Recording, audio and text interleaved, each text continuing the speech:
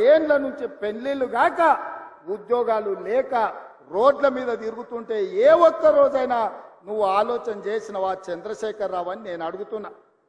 ఇవాళ నీ బిడ్డలకు ఉద్యోగం లేకపోతే నీకు దుఃఖం వచ్చింది. ఉన్న పలంగా వాళ్ళకు పదవులు గట్టబెట్టినావు. మరి 10 ఏళ్ళు పెళ్లిళ్ళు కాకుండా ఉద్యోగాలు లేకుండా పేదోళ్ళ బిడ్డలు రోడ్ల మీద వీధులెంబడి నిరుద్యోగులుగా తిరుగుతూ చెట్లకు ఉరేసుకొని చచ్చిపోతుంటే నువ్వు మనిషివా, మానవ రూపంలో ఉన్న మృగానివా కేసీఆర్? నువ్వు ఏ ఒక్క రోజైనా ఆ పేదోళ్ళ బిడ్డల గురించి ఆలోచన చేసినవా? కానీ మేము మా ఇందిరమ్మ రాజ్యంలో అధికారంలోకి వచ్చిన వెంటనే నిరుద్యోగ యువకులకు కావాల్సిన 25,000 ఉద్యోగాలు ఇవాళ మేము నియామక పత్రాలు అందించినాం. మార్చి 2 నాడు మళ్ళొక 6,000 ఉద్యోగాలు ఇవ్వబోతున్నాం. గ్రూప్ 1 పరీక్షల్ని నోటిఫికేషన్ ఇచ్చినాం. తొందరలోనే మెగా డిఎస్సి నోటిఫికేషన్ ఇచ్చి గ్రామాలలో, తండాలలో, గూడాలలో పేదోళ్ళ పిల్లలకు చదువులు చెప్పించడానికి పంతుల్లో నియామకం చేపట్టే బాధ్యత మా ప్రభుత్వం తీసుకుంటుందని ఈ చేవెళ్ల గడ్డ మీద నుంచి నేను చెప్తున్నా. ఇవాళ నువ్వు ఉన్నప్పుడు పరీక్షా పత్రాలు జిరాక్స్ సెంటర్లలో పల్లి బఠానీల్లాక అరాజు పెట్టి అమ్ముతుంటే సిగ్గులేనోడా? ఏ ఒక్క రోజైనా దద్దమ్మల్లో ఆ దొంగల్ని అరెస్టు చేసినవా? మేము వచ్చినాక బొక్కలేసినాం ఎవడైనా అట్లా చేస్తా అంటే. అందుకే ఈరోజు పేదోళ్ళ పిల్లలకు ఉద్యోగాలు ఇవ్వడానికి, పారదర్శకమైన నియామకాలు చేపట్టడానికి పబ్లిక్ సర్వీస్ కమిషన్ ని ప్రక్షాళన చేసినాం. కోర్టులలో ఉన్న కేసులను పరిష్కరించి ఇవాళ వేలాది ఉద్యోగాలు ఇచ్చే బాధ్యత తీసుకున్నాం. ఒక్క రోజైనా తండ్రి నోటైనా, కొడుకు నోటైనా, అల్లు నోటైనా, బిడ్డ నోటైనా, వాని సుట్టపోని నోటైనా ఈ ప్రభుత్వం మంచి పని చేసింది, ఈ పని మంచి చేసినందుకు మేము అభినందిస్తున్నామని ఒక్క రోజైనా మాట్లాడినరా? పొద్దున్న లేస్తే గవే చెత్త మాటలు, సొల్లు వాగుడు. ఎప్పుడు ఇది పోతుందా, ఎప్పుడు మేము కూర్చుంటామని. ఒక ఆయన అంటాడు ఇది 3 నెలలు కూడా ఉండదని, ఇంకొక ఆయన అంటాడు 6 నెలలు కూడా ఉండదని. నేను చెప్పదలుచుకున్న సన్నాసులను, ఎవడైనా 3 నెలలో 6 నెలలో ఈ ప్రభుత్వం ఉండదు అని గ్రామాలకు వచ్చే మా కార్యకర్తలు వాళ్ళని పట్టుకొని యాప చెట్టు కట్టేసి లాగుల తొండలిడ్చి కొడతారని చెప్పి నేను ఈ సందర్భంగా చెప్పదలుచుకున్నా. ఆ సన్నాసుడు అంటుండు ఎన్నికల కంటే ముందు రేవంత్ రెడ్డి పేరు చెప్తే 3 సీట్లు రాకపోతుండే అని. నేను ఇవాళ ఈ వేదిక మీద నుంచి ఆ సొల్లు వాగుడు వాగే కేటీఆర్ ని సవాలు విసురుతున్నా. బిడ్డ, ఇవాళ నేనే ముఖ్యమంత్రి, నేనే పిసిసి ప్రెసిడెంట్ను. రేపు రాబోయే పార్లమెంట్ ఎన్నికల్లో నేను సవాలు విసురుతున్నా. నీ చేతనైతే దమ్ముంటే, నువ్వు మొగోడు అయితే ఈ తెలంగాణ రాష్ట్రంలో బిడ్డ ఒక్క సీటు గెలిచి చూపించు. నీ అయ్యా నువ్వు వస్తావో, నీ అయ్య వస్తాడో మా కార్యకర్తలు చూసుకుంటారు. బిడ్డ, నువ్వు అనుకుంటున్నావా అల్లా టప్పగాడని? అల్లా టప్పగాలం కాదు, అవులగాళ్ళలాక అయ్య పేరు చెప్పుకొని కుర్చీలో కూర్చోలేదు సన్నాసోడా. కింది నుంచి కార్యకర్తగా కష్టపడి జెండాలు మోసి లాఠీ దెబ్బలు విని నీ అక్రమ కేసులు ఎదుర్కొని చెర్లపల్లి చెంచల్గూడ జైల్లో మగ్గినా భయపడకుండా, లొంగిపోకుండా నిటారుగా నిలబడి నిన్ను, నీ అయ్యను, నీ బావను బొందబెట్టి ఇవాళ కుర్చీలో కూర్చున్నాం.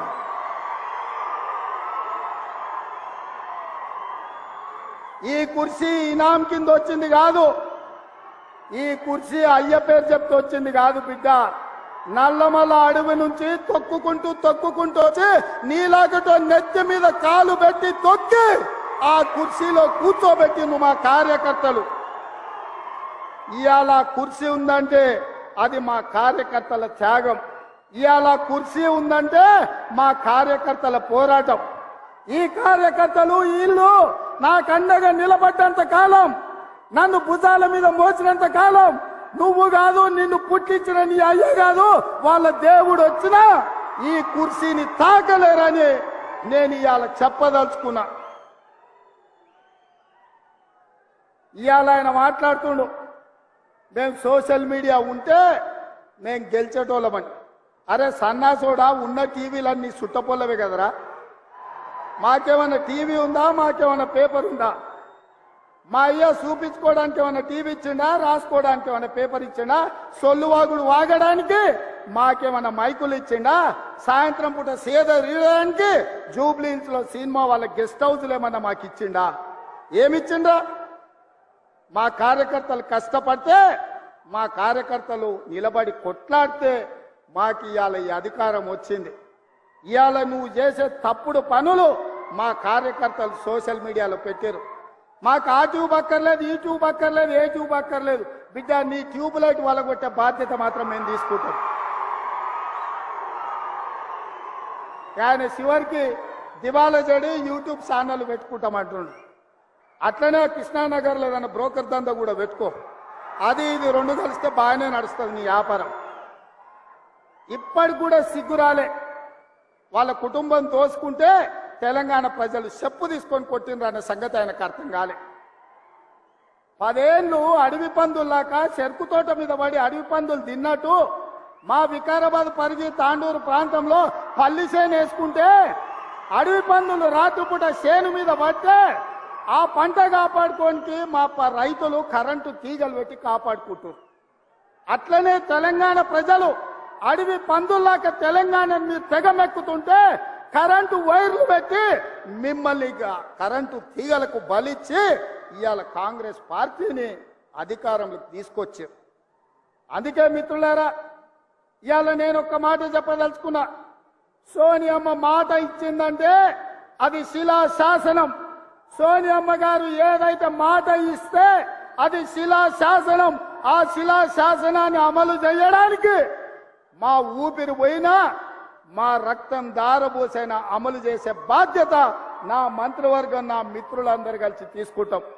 ఇవాళ ఇచ్చిన మాట నిలబెట్టుకోవడానికి కాంగ్రెస్ పార్టీ సిద్ధంగా ఉంది.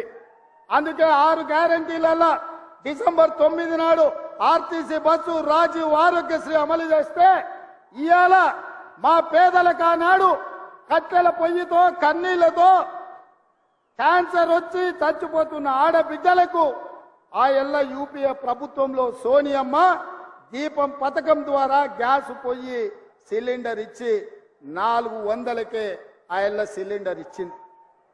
కానీ నరేంద్ర మోడీ అధికారంలోకి వచ్చి, కేసీఆర్ అధికారంలోకి వచ్చిన తర్వాత 400 రూపాయల సిలిండర్ 1200 రూపాయలు చేసి మా పేద ఆడబిడ్డలు దోసుకుంటుంటే సోనియమ్మ రంగారెడ్డి జిల్లాలో తుక్కుగూడలో మాట ఇచ్చింది. అధికారంలోకి వచ్చిన వెంబడే మా వాళ్ళకు ఆదేశాలు ఇస్తున్నా 500కే సిలిండర్ ఇస్తామని సోనియమ్మ మాట ఇచ్చింది. ఆ అమ్మ సోనియమ్మ ఇచ్చిన మాటను దృష్టిలో పెట్టుకొని ఇవాళ చేవెళ్లలో ఈ గొప్ప పథకాన్ని ఆమె బిడ్డ మన నాయకురాలు ప్రియాంక గాంధీ గారి చేత ప్రారంభించాలని ఈ ఏర్పాట్లు అన్ని చేసుకున్నాం. మిమ్మల్ని అందరినీ ఆహ్వానించినాం. కానీ మహబూబ్ నగర్ జిల్లాలో శాసన మండలి ఎన్నికలుండి ఎన్నికల కోడ్ వచ్చి ఆ కార్యక్రమాన్ని చేవెళ్ళ ఈ వేదిక మీద చేసుకోలేక సచివాలయంలోనే ఈ రోజు 500 రూపాయలకు సిలిండర్ ఇచ్చే కార్యక్రమాన్ని ప్రారంభించి, అదే విధంగా ప్రతి పేదవాడి ఇంట్లో వెలుగులు ఉండాలి, ఫ్యాన్ ఉండాలి, ఫ్రిడ్జ్ ఉండాలి, టీవీ ఉండాలి, ఆ టీవీలకు ఉచితంగా కరెంటు రావాలి అని ప్రతి పేదవాడికి 200 యూనిట్లు తెలంగాణ రాష్ట్రంలో ఉన్న ప్రతి కుటుంబానికి ఉచిత కరెంటు ఇవ్వాలి అని ఇయాలనే ప్రారంభించినాం. ఇయాల మిత్రులారా, వివిధ నియోజకవర్గాల నుంచి మా ఆడబిడ్డలు వచ్చిండ్రు. ఇక్కడ ప్రభుత్వం ఏం చెప్పుద్దో మా అన్న రేవంత్ అన్న ఏం చెప్పదలుచుకున్నాడో ఇని గ్రామాలకు వెళ్ళి ఇంటింటికి పోయి ప్రతి ఆడబిడ్డకు చెప్పాలని వివిధ ప్రాంతాల నుంచి మా ఆడబిడ్డలు, మా చెల్లెండ్లు, మా అక్కలు వచ్చారు. అక్క, మీరు ఒక్కటే మాట చెప్పండి, మీ సోదరుడిగా మీ కష్టాలు తీర్చే బాధ్యత నాది. మా లక్ష్మి గ్రూపులను బలోపేతం చేసి మీరు లక్షాధికారులు కాదు, మిమ్మల్ని కోటీశ్వరులను చేసే బాధ్యత ఇందిరమ్మ రాజ్యం తీసుకుంటది.